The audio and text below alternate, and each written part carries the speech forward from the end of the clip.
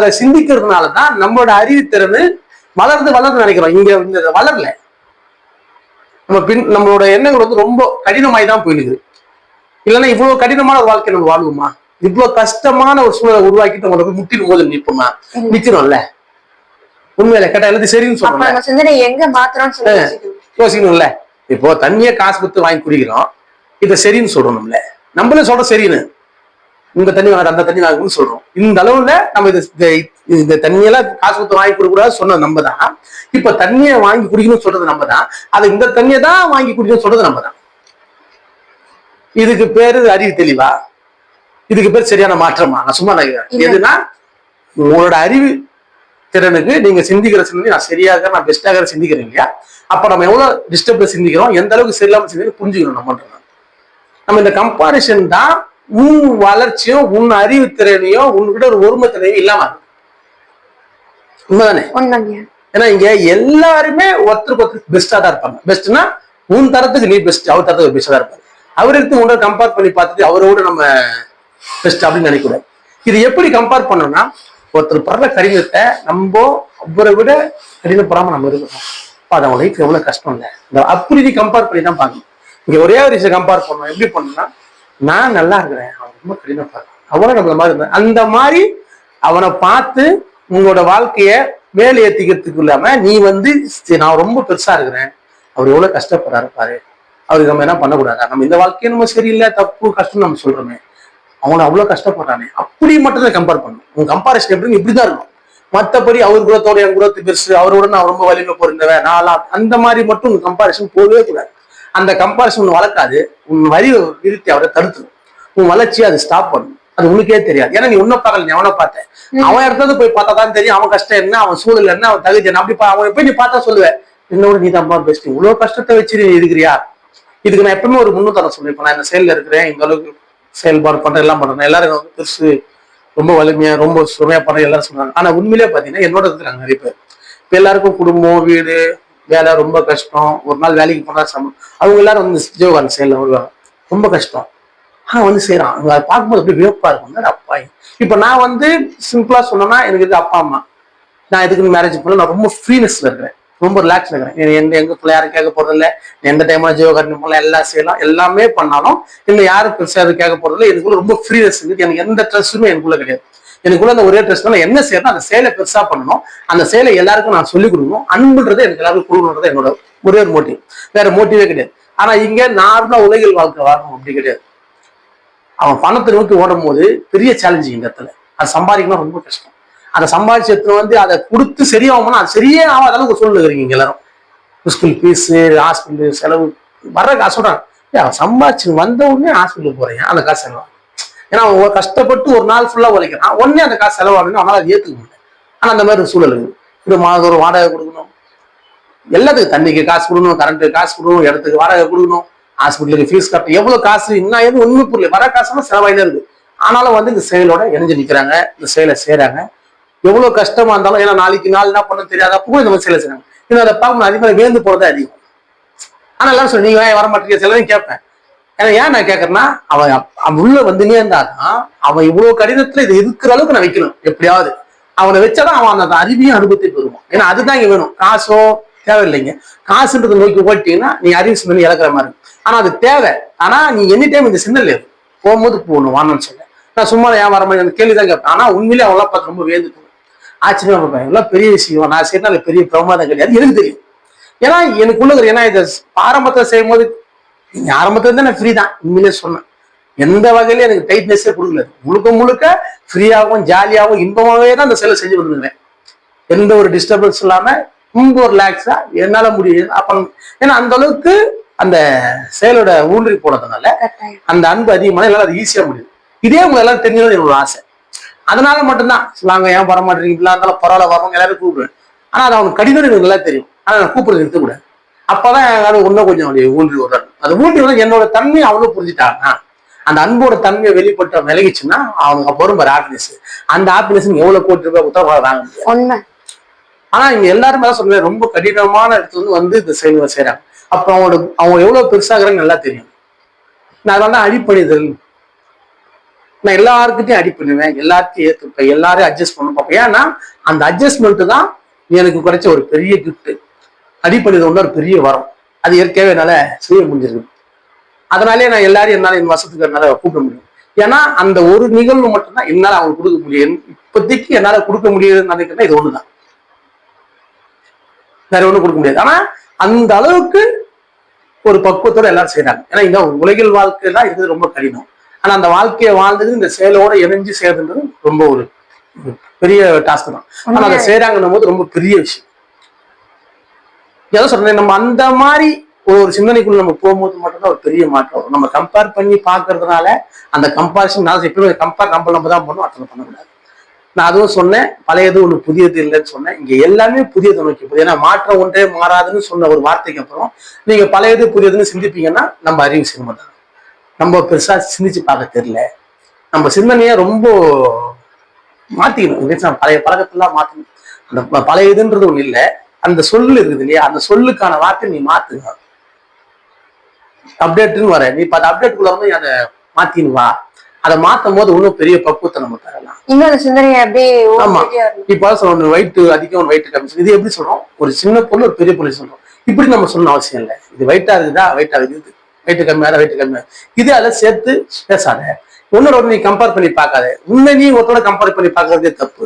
அப்படி இருக்கும்போது இன்னொரு பொருளையும் டைப் பண்ணி கம்பேர் பண்ணி நீ சிந்திக்க வச்சுக்காது, யோசிக்க வச்சுக்காத. அந்த யோசனைனால என்ன ஆகும்னா நம்மளோட ஒருமை குணம்ன்ற ஒரு தன்மையை நமக்கே தெரியாம நம்ம எழுதுனே வருவோம். நம்மளோட அந்த தன்மை புரிக்கிற சோர்ஸ் இல்லாம போயிடும். அதனாலதான் நம்ம இவ்வளவு கஷ்டமா வாழ்ற போல. ஒரு சிகரெட் அடிக்கிறான், சிகரெட் அடிச்சா அவனை பத்திர ஸ்டைலு, இன்னொன்னு டென்ஷன் ரிலாக்ஸ் இப்படின்னு நம்ம எல்லாரும் சொல்றோம். இப்படிதான் போயிருக்குது. நீங்க சிகரெட்டை பத்தி நம்ம பேச எல்லாருமே கோவப்படுறதுல காதுகிறாங்க. ஆனா அதே நீங்க கேன்சர் இன்ஸ்டியூட்ல போய் பாத்தீங்கன்னா உருவப்பட்ட பேர் கேன்சர் வந்து அவ்வளவு பிரச்சனை அவசரப்படுறாங்க. எல்லாருக்கும் தெரியும், எல்லாரும் பாக்குறோம், மீடியாஸ்ல இருந்து எல்லாத்துலயும் போறோம். முக்கியமா பார்த்தா தியேட்டர்ல போய் பாத்தீங்கன்னா போட்டுருவோம். சிகரெட் பிடிக்கிறது வந்து உடல் நலத்துக்கு கேடு போடுவான், இந்த பெருசா போடுவான். அதை போட்டு இரும்புற மாதிரி எல்லா இதுவும் காட்டுவான். காட்டி முடிச்சுட்டு ஒரு விளம்பரம் போடுவான். விளம்பரம் போட்ட உடனே நீங்க ஸ்ட்ரைட்டா நீங்க பாத்ரூம் போனீங்கன்னா நீ உள்ளே போக முடியாது. மொத்த பேரும் அவன் சொன்னது தப்பா சொல்லிட்டானா இவனு தப்பா கேட்டாலே தெரியாது. ஆமா, அவன் ரொம்ப பிடிக்கும் பிடிச்சவன் உடம்பு ஆரோக்கியமாவும் சொன்ன மாதிரி எல்லாம் பிடிச்சிட்டு இருப்பான். ஏன்னா அவன் என்ன போட்டான், நீ என்ன செஞ்ச, இதனால உனக்கு எவ்வளவு கஷ்டம்ன்றது உனக்கு தெரியும். ஆனா இது செய்தியே ஒரு காரணம் பழக்கம். இதை பொறுமையா கொஞ்சம் கொஞ்சமா நம்மளுக்குள்ள கொடுத்துருக்காங்க. நம்ம வந்துட்டோம். இப்ப இதுக்கு பேர் டென்ஷன் ரிலாக்ஸ் ஒரு விஷயம் வச்சுக்கிறாங்க தெரியுமா. இப்ப டென்ஷன் ரிலாக்ஸ், டென்ஷன் அதுக்கு பேர் கோவம்னு அர்த்தம். இங்கிலீஷ்னா டென்ஷன் அதுக்கு பேர் கோவம்னு அர்த்தம். அந்த கோவத்துல ஒண்ணு எவன் நம்ம டென்ஷன் பண்ணாலும் அவனை போட்டு அடிக்கணும், இல்ல அவனை முறைக்கணும், இல்ல அவனை திட்டணும். இந்த இதெல்லாம் ஒண்ணு செய்யணும். அதை நம்மளால முடியாது. நம்ம அப்ப என்ன பண்ணலாம், சிகரெட் எடுத்து பத்த விடா. இங்க நடக்கிற விஷயம் பாருங்க, சிகரெட் எடுத்து பத்த வச்சு என்ன நடக்குன்னா கோவத்தோட வெளிப்பாடுன்னா இதெல்லாம் ஒண்ணு எரிச்சு சாம்பலாக்கணும். அதை என்ன பண்ணுவோம், சிகரெட்டை பத்த வச்ச உடனே அதுல இருக்கிற அதுல அது ஒரு பொருள் தானே. இப்போ இவர் கோவத்துக்கு எவனோ பண்ண தப்புக்கு இவர் ஒரு பொருளை எடுத்து அதை வச்சு கொளுத்தி விட்டு எரிய வைக்கிறது, அதை எரிய வச்சு அதோட வலியை மொத்தம் இவர் வாங்கிக்கிறது. சரியான விஷயம். உண்மையிலே இப்ப அது எரியுது இல்ல, எரிஞ்சோட அதோட உண்மையான தன்மை இழக்க போகுது. அது இழக்கிறது நல்லது, ஆனா அது ஒத்துக்காது. அதை இழக்கிற தன்னை சூழ்நிலை நீ என்ன பண்ற, ஒரு உயிரை குடிக்க துணி கொள்ற மாதிரி. அது ஒருத்தனை டென்ஷன் ஆக்ஷன் தான் தெரியுமா, உண்மையான டென்ஷன் ஆக்ஷனா ஒருத்தர் தப்பு பண்ணிட்டான், இல்ல நம்ம அகேன்ஸ்டா பேசினா ஒண்ணு அவனை போய் அடிக்கணும், இல்ல அவனை போய் திட்டணும், இல்ல அவனை போய் கரெக்டா பேசி இப்ப தப்புடா அப்படின்னு சொல்லிட்டாதான் அப்பா பேசிட்டான் ரிலாக்ஸ் காம் ஆயிடுச்சு. எதுவுமே செய்ய முடியலன்னா அவ்வளவுதான். இப்படிதான் இது எதுவுமே செய்ய முடியலன்னா ஸ்ட்ரைட்டா சீட் எடுத்துக்க வேண்டியதான். வாயில ஒண்ணு குடிக்கணும், இல்ல சிகரெட் எடுத்து வச்சுக்கணும். இப்படிதான் மேக்ஸிமம் ஆபீஸ்ல என்ன செய்ய முடியும், ஆபீஸ்ல மேனேஜர் கேட்க முடியுமா, அத்தனை ஒண்ணு கேட்க முடியாது. ஸ்ட்ரைட்டா எல்லாரும் பாருங்க, முக்கியமா இந்த ஆபீஸ்ல வேலை செய்யறவன், நெட்ல வேலை செய்யறவன், சாஃப்ட்வேர்ல வேலை செய்யறவன் மொத்த பேரும் சிகரெட் தான் பண்ணி இருப்பான். அந்த சிகரெட் பேர் என்னன்னா டென்ஷன் பண்றேன், கொடுக்கறது அர்ஜென்ட் பண்றான், அதுக்காட்டே கொடுக்குறான், எல்லாத்தையும் பண்ண சொல்றாங்க. அப்பதான் போய் சிகரெட் பிடிப்பான். அப்ப சிகரெட் பிடிக்கணும்னு அர்த்தம் யாரு மேலே கோவம், அந்த கோவத்தை எங்கே காட்டுறேன், சிகரெட் மேல காட்டுறேன், எத்து வச்சு அவனே அப்புறம் எத்து வச்சு கொளுத்துனவன். ஒரு பொருளை கொளுத்துற என்ன அர்த்தம் வயசு பாருங்க. ஒரு பொருளை கொளுத்துறன்னா ஒரு ஒதுவாத பொருளா இருக்கும், இல்ல கோவம் அதிகமா இருக்கணும், இல்ல ஒண்ணு காலி பண்ணணும், ஒண்ணு இல்லாம ஆக்கணும். இதுதான் கோவத்தை வெளிப்பாடு. அது இல்லாம ஆக்கணும், அவனை இல்லாம ஆக்க முடியாது, அவனை போய் எதுவும் பேச முடியாது. சரி இதை ஆக்கு, இதை எடுத்து வச்சு கொளுத்தி வச்சு அதை எடுத்து கொளுத்தி இழுத்தான் சிகரெட்டை இல்லாம ஆகும். அது இல்லாம ஆகணும், அது இல்லாம போயிடும், இவர் டென்ஷன் இல்லாம போயிடும். இப்படிதான் அவர் மீன் பண்ணிட்டாரு. அதுவும் ஒரு கஷ்டத்தை அனுபவிச்சது, அதை பிடிச்சிவும் ஒரு கஷ்டத்தை அனுபவிச்சாரு. ஒரு டென்ஷனுக்கு பல டென்ஷன் ஏற்றிதான் சூழல் உருவாயிட்டு. திடீர்னு நான் ஒரு நாள் ஏதோ செக் பண்ண போது டிபி நோய் தான் சொல்லிட்டு முடிச்சு மாட்டேன். அதுதான் ஃபுல் ப்ரெஷர் ஒரே டைம் சர்ன்னு ஏறி ஒரு பெரிய ஒரு ஹார்ட் பீட் நிக்கிற ஏதோ ஒண்ணு வந்துடும். இப்போ இதை வந்து எப்படி சேல் பண்ணிட்டாங்க நம்ம கிட்ட? அவன் ஸ்டைலா பிடிச்சான், அழகா இருந்துச்சு, சூப்பரா இருக்கு. அதுதான் பீடியா பிடிச்சாங்க நம்மாலு. மொத்தமா இலையா வச்சு பிடிக்கும் போது கொஞ்சம் குறைவா இருந்தது. அவன் பார்த்தான் அழகா ரெடி பண்ணி. இப்ப இதெல்லாம் இது விளையாட்டு தளம். இந்த விளையாட்டு தளத்துல எப்படியாவது அவங்க வாழ்க்கை அவங்க ஆமா விளையாடுறாங்கன்னா அவங்க விளையாட்டு ஜெயிச்சுக்கலாம். அவ்வளவுதான். அந்த விளையாட்டுல அவங்க வந்து இந்த விஷயத்த உள்ள கொண்டு வந்துட்டான். இன்னைக்கு எல்லாரும் சிகரெட் பிடிச்சி ஸ்டைலா ஒரு ஸ்டைலா இந்த பக்கம் போகணும், அந்த பக்கம் போகணும். ஏய் நீ உங்களுக்கு தெரியுதா இல்லையா? இப்ப இது தெரியல. ஏன்னு தெரியல, நீ பேசுற வார்த்தையில நீ கம்பேர் பண்ற விஷயத்தை இப்ப யாரு அவனை கம்பேர் பண்ண, அவன் சூப்பரா புரியுறான், நம்ம பிடிச்சா நல்லா இருக்குல்ல, அவன் அந்த எண்ணத்துல இப்போ எதோட கம்பேர் பண்ணணும். ஒருத்தர் வலிமையா இருக்கிறான்னா அவன மாதிரி நம்ம மாறினாங்கன்னா ஓகே குட் கம்பேரிசன். அந்த மாதிரி நீ பார்த்து அவன மாதிரி ஒரு வலிமையா இருந்த மாதிரி உண்மைதானே. ஒருத்தர் அன்பா இருக்கிறான்னா அவன மாதிரி நம்மளும் அன்பா இருக்க அந்த மாதிரி செய்யலாமா? தப்பு இல்லை. நீ கம்பேர் பண்றத எப்படி பண்ணணும்? நீ உனக்கு அகேன்ஸ்டா நீ கம்பேர் பண்ணிட்டு போயிட்டீங்க. அகேன்ஸ்டா இல்ல, நீ இந்த சிந்தனை இந்த மாதிரி வச்சுன்னு இருக்கிறதுனால நீ சொல்லுக்குள்ளே அது அகடிக்கு போச்சு. ஒண்ணு கம்பேர் பண்ணி பார்த்து, ஒண்ணு கீழே ஒண்ணு மேலேயா பார்த்து, ஒண்ணு ஏற்றமா ஒண்ணு தாழ்வா பார்த்து, அதுவே நீ சொல்ற உடம்புனா நோய் வரதாங்க செய்யும். நம்மளே சொல்றோம், கேட்டா நோய் வரக்கூடாதுன்னு சொல்றதுக்கு என்ன கஷ்டம்? சொன்னா பல்ல கொட்டிட்டு போகுது, சொல்ல கூட சரியா சொல்ல முடியல. அது என்ன அதையும் சொல்ல மாட்டேமே. கேட்டா நடக்கிறதா நான் சொல்றேன். நடக்கிறது சரியில்லைன்னு தெரியுது, மாத்திரம்னு யார் சொல்லணும்? நம்ம நடக்கிறத சொல்றத பெரிய விஷயம் உண்மைதானே, மாத்திதான் சொல்லணும். இப்ப இருக்கிற சொல்றத பெரிய விஷயம். இதுதான் முன்னாடியே சொன்னாங்க, நல்லதுன்னா ஒண்ணு கெட்டது இருக்கதான் செய்யும், ஒன்னு ஏற்றா ஒண்ணு தாழ்வு இருக்கதான் செய்யும், ஒண்ணு புதுசுனா ஒண்ணு பழசு இருக்கதான் செய்யும். இது ஒரு பெரிய விஷயமா? இது யாருக்கும் தெரியாதா? அதையே நம்ம பேசணும். நம்ம என்ன பெற போறோம், என்ன தன்மை வைக்க போறோம், என்ன தெரிஞ்சுக்க போறோம், அதை மாத்தி யோசிக்கும் போது பெரிய மாற்றம் வரும். இப்ப நான் சொன்ன எல்லாமே புதியதுன்னு சொன்னேன். இப்ப எல்லாமே புதியதுன்றது நீங்க கொஞ்சம் யோசிச்சு பாத்தீங்கன்னா தெரியும். ஒரு வருஷம் ஆன பொருள் இன்னைக்கு ஒரு வருஷம் ஆகிடுது. ஒரு பொருள் புதுசா ஒரு பொருள் வருது. இன்னைக்கு நீ ஒரு பொருளை வாங்க, இது 365 நாளுக்கு அப்புறம் வாங்கின பொருள், இது இப்ப வாங்குற பொருள். இதை நீ ஒண்ணு வந்து புதுசு ஒரு பழசுன்னு சொன்ன. இது புதுசு பழசுன்றது நீ இந்த வாழ்க்கைக்கு மட்டுமே ஓகேவா போகக்கூடிய ஒரே ஒரு சொல்லு. மற்ற எந்த விதத்திலையும் உனக்கு அது ஒரு அறிவு விளக்கத்தையோ ஒரு புரிதலை கொடுக்க முடியாது அந்த சொல்லுனால. நிச்சயமா இந்த வாழ்க்கை வாழ்க்கை இப்படி சொன்ன ஆள் தாங்க இது பழசு சொல்லிட்டு போகலாம் தவிர்த்து இதுல இதுவும் புதியது இதுவும் புதியதுன்னு உன்னால சொல்ல முடியல. ஏன்னா இது நம்ம சொல்லி கொடுத்தோம்னா இதை பழையதுன்னு சொல்றதுல எந்த பிரயோஜனம் இல்லைமா, இதுவும் புதியதா. ஏன்னா இது ஏன் எப்படி சொல்றேன்னா, இப்ப இது வந்து எல்லாரும் இல்ல அப்படி யார் சொன்னா யோசனை புரிஞ்சுக்க முடியாது. ஆனா நீங்க உண்மையிலே சிந்திச்சு பாத்தீங்கன்னா எல்லாமே புதியதா மட்டும்தான் இருக்கும். ஏன் என்ன சொல்ற, புதியதுன்னா அந்த பொருள் தன்மாற்றத்தை நோக்கி தான் பயணப்படுது. அது மீண்டும் போய் மறுசுழற்சியில சூப்பரா வரப்போகுது. அப்ப அப்படி இருக்கும்போது அது பழையதா இருக்க வாய்ப்பு இல்லை. அப்ப நான் பழையதுன்னு சொல்றது தவறு. எதுவுமே இங்க பழையது இல்ல அப்படின்னு நம்ம சிந்திச்சது தவறு. ஒண்ணு பெருசு ஒரு சிறுசுன்னு சொன்னதும் தவறு. நான் அப்படி சொல்லிருக்கேன். இப்ப நீ தவறான ஒரு விஷயத்த நீயே சொல்ற, அது சரிதான் சொல்ற. ஆனா நீ கரெக்டா நீ அதை நீ ஒரு ஒப்பீடுக்கு கொண்டு வந்தோ ரெண்டுத்தையும் ஆய்வு பண்ணி பார்த்தா சரின்னு சொல்லுமே. அப்ப சரின்னு சொல்றது நான் ஏன் தப்புன்னு சொல்லணும்? ஒண்ணு சரியில்லை அப்ப நம்ம சிந்திக்கணும் தானே. அப்ப அந்த சொல்லு சரியில்லை சரியில்லை தான். அப்ப அந்த சொல்லதான் மாத்திதான் நம்ம சொல்லி ஆகணும்.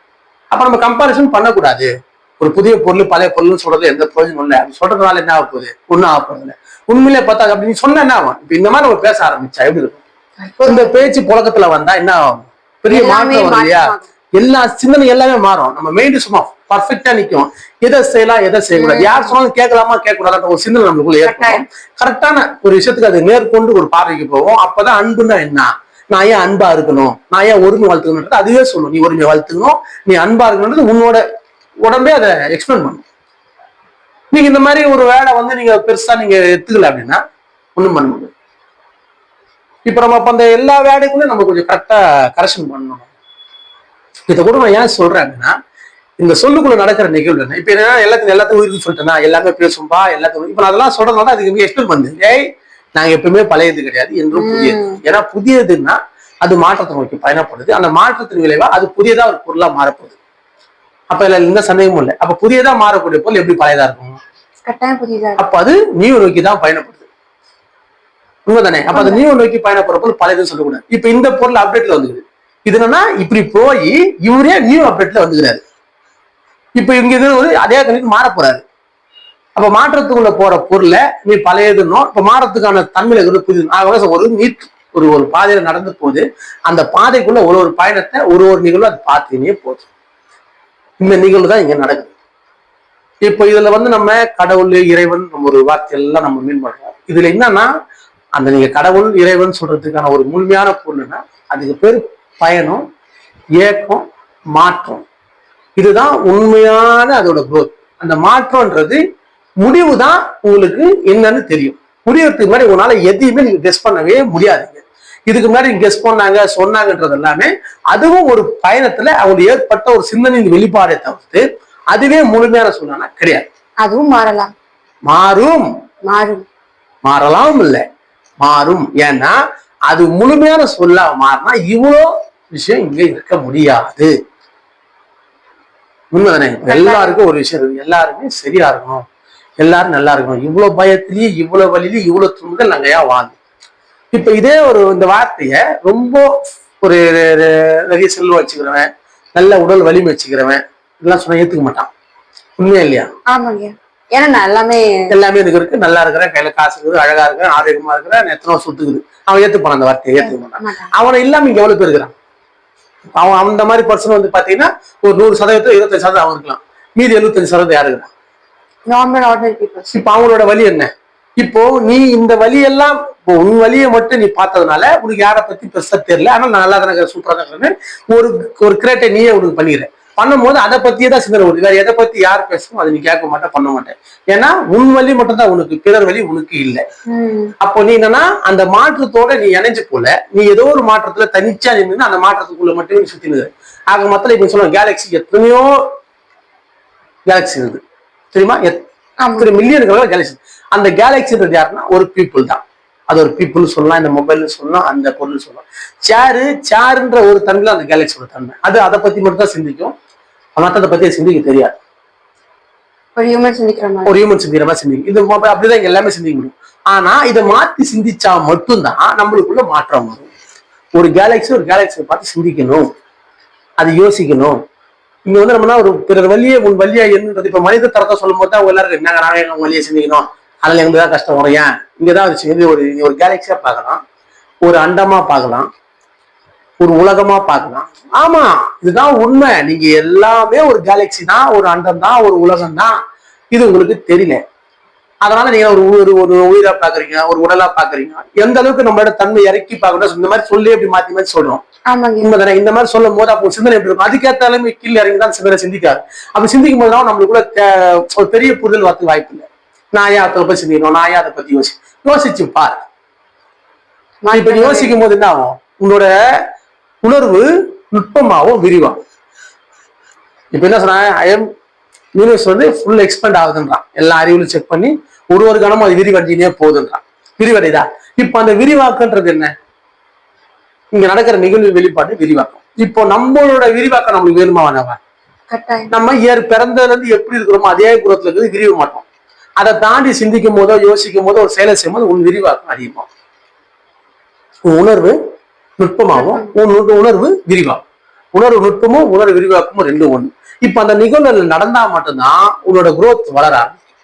நீ யாருன்ற சிந்தனைக்குள்ள புரிஞ்சுக்க முடியும். இங்க நடக்கிற நிகழ்வு என்ன, இறைவனா என்ன, கடவுள்னா என்ன, சொன்னாங்களே அதுக்கான பொருள் என்ன, அர்த்தம் என்ன, எல்லாத்தையும் நம்மளால சிந்திக்க முடியும். அது எப்ப சிந்திக்க முடியும்? பிறர் வழியை உன் வழியா சிந்திக்கும் போது மட்டும்தான் சிந்திக்க முடியும். அவரு ஒரு வழி இருக்கு, அந்த வழியை அவரு அவஸ்தப்படுறாரு, அவரு ஒரு வழி அவருக்கு ஒரு வழி உங்களால் கொடுக்க முடியும். நீ உன் தன்மையை கொண்டு, உன் தரத்தை கொண்டு, வலிமை கொண்டு அவர் ஒரு வழியை நீ நீக்கணும் அப்படின்னா அந்த நீக்கிறதுனால உனக்கு ஒரு மாற்றத்துக்கான நிகழ்வு தானா நடைபெறும்.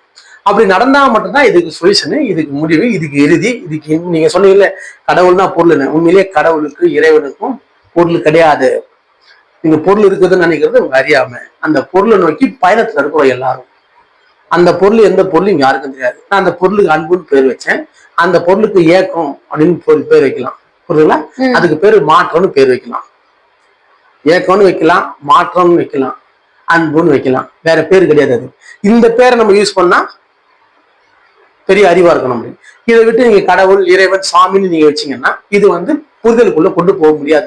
அதோட புரிதல் முடிஞ்சாச்சு. இதுக்கப்புறமா திருப்பி நம்ம அந்த புரிதலுக்குள்ளே நம்ம போன ஆசைப்படுறது நம்ம அறிவு செய்ய மாட்டோம். அதை நம்ம மாத்திட்டு நம்ம ஆசைப்படணும். இப்ப அதுவும் ஒரு தரத்துல அந்த இடத்துல இருக்கும். அவங்களுக்கு அது ஒண்ணு அது அந்த இடத்துல இருந்து தான் அது மாற்றத்துல இருக்கும். ஆனா இந்த சிந்தனையில சிந்திக்கும் போது மட்டும்தான் உன் குரோத் அதிகமாகும். ஏன்னா இதுதான் அது சாராம்சம். இங்க நடக்கிறது என்ன, ஏக்கம் நடக்குது. அந்த ஏக்கத்தை தினந்தோறும் மாற்றம் மட்டுமே நடக்குது. இந்த மாற்றத்தை ஒரு சரி பண்றதுக்கோ ஒரு சில சதத்துக்குள்ள ஒரு நிம்மதிக்குள்ள போறதுக்கு அன்புன்ற ஒரு பாதை மட்டும் நம்ம எல்லாருக்கும் சரியா இருக்கும். அப்ப அதுக்குள்ள நம்ம போறதுன்றது கரெக்டா இருக்கும். அப்ப இந்த முப்பொருளும் தான் நம்மளுக்குள்ள ஒரு செயலாக்கமாவும் இருக்குது, நிகழ்வாகவும் இருக்குது. இதுக்கு ஒரு பெரிய மகிழ்ச்சி கொடுக்கக்கூடிய செயலாகவும் அன்பு மட்டும்தான் தெரியுது. அன்பை தவிர்த்து வேற ஒன்றும் பெருசா தெரியல. அன்புன்றது அறிவு தான். ஏன்னா அன்புன்னு சொன்னா அறிவுன்னு சொல்லலாம், அன்புன்னு சொன்னா ஆரோக்கியம்னு சொல்லலாம், அன்புன்னு சொன்னா தைரியம்னு சொல்லலாம், அன்புன்னு சொன்னா அழகுன்னு சொல்லலாம். அன்பு எல்லாமே அன்புக்கான ஒரு பொருள் தான், வேற ஒண்ணுமே கிடையாது. நீங்க அன்புன்னு சொன்னதுக்கு அப்புறம் அது எதையுமே ஓர வைக்காது, எல்லாத்தையும் சேர்த்துதான் வைக்கும். அப்ப அந்த அன்பு அதிகமாகும் போது நீ என்ன பண்ண, அந்த ஏக்கத்தோட மாற்றத்தோட கலக்க முடியும் உன்னால. அது இல்லாதப்போ நீ கலக்கிறதே கஷ்டம். நீ பிறர்கிட்ட நீ போல, நீ பிறர்கிட்ட போய் அந்த பிறரை தாண்டி உன் சிந்தனை போகும்போது இந்த ஏக்கத்துக்கிட்ட போலாம், இந்த ஏக்கத்துக்கிட்ட போய் மாற்றத்துக்கிட்ட போலாம். அந்த மாற்றமா நானா இருக்கிறது நீ உணரலாம். இந்த உணர்வை நம்ம பெற்றா மட்டும்தான் நீங்க என்னென்ன கேள்வி, அந்த கேள்விக்கான பதில்ன்றது இதுதான். அது நீங்க ஏக்கம்னு சொல்லலாம், சுழற்சின்னு சொல்லலாம், மாற்றம்னு சொல்லலாம், அன்புன்னு சொல்லலாம். அதை மீறி நீங்க எந்த விதமா சொன்னாலும் இதுக்கு பின்தங்கிதான் எல்லாமே நிற்கும். இதுதான் அதோட வார்த்தையா இருக்கும். நீங்க கடவுள், இறைவன், சாமின்றதெல்லாம் நம்ம உருவாக்கின ஒரு சொல் தான். ஆனா இந்த உருவாக்கத்துக்கு காரணமே இந்த ஏக்கம் தான், மாற்றம் தான். அந்த மாற்றத்தில் உருவான வெளிப்பாடு சொன்ன வார்த்தை தான் அது. ஆனா இன்னும் இந்த மாற்றம் இருக்குது, இந்த ஏக்கம் இருக்குது, இதுல அன்புன்னு ஒரு விஷயம் டிராவல்ல போய்கிட்டு தான் இருக்கு. அங்க மொத்தம் மூவிகள் தான் இருக்கு. அப்ப மூவிகள் இருக்கும்போது இதுதான் சரியானா அந்த நாளுக்கு சரி, இதுக்கப்புறம் இன்னும் போகும்போது இன்னும் எது சரி எது சரி அது மூவத்துல தான் தெரியும். இது இன்னைக்கு நான் இதை எக்ஸ்பிளைன் பண்றேன், இதை நான் பேசுறேன், உண்மைதானே? இப்ப இந்த நிகழ்வுல எனக்குள்ள தோணுன அறிவு, என்னோட சிந்தனை நான் உங்களுக்கு எக்ஸ்பிளைன் பண்றேன். இந்த சிந்தனை சரியானா நான் அன்பா மட்டும் போயிருக்கிறேன், நான் அன்பை சார்ந்து சிந்திக்கிறேன், அன்பான செயலை செய்யறேன். அன்புன்னா எந்த அளவுக்கு அதை ஆழ்ந்து நான் உள்ள போறேன். இதுவே என்னோட வாழ்க்கையாவும் என் சிந்தனையாவும் எண்ணமாவும் போயிடுது. அப்படி இருக்கும் போது எனக்குள்ள என்ன தோணும்? அப்ப எனக்குள்ள வெளிப்படுற அறிவு எது மாற்றமோ அந்த மாற்றமா நான் மாறேன். அப்ப அந்த மாற்றத்தில் ஏற்படுற ஒரு சிந்தனை தான் உங்களுக்கு எக்ஸ்பிளைன் பண்றேன். ஏற்கனவே சிந்தனை தப்பா ரைட்டாலாம் அதுக்குள்ள போகுது. இப்போ என்ன தோணுதோ அதை நோக்கி பயணப்படும்.